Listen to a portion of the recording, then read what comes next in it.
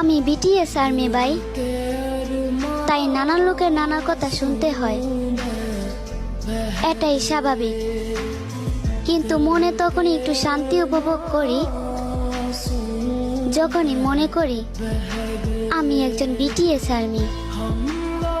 কারণ যে যুগে নারীকে তুলে নিয়ে দর্শন করা হয়, সেই যুগে আমাদের সাত রাজা হাজার হাজার নারীদের মাঝে থেকেও কাউকে টাচ করার প্রয়োজন মনে করে না। হ্যাঁ ভাই, আমরা সেই বিটিএস আর্মি যাদেরকে কেউ টাচ করলে আমাদের রাজাদের হিংসা হয়। আসলে আমি খুব গর্বিত, কারণ আমি বিটিএস আর্মি।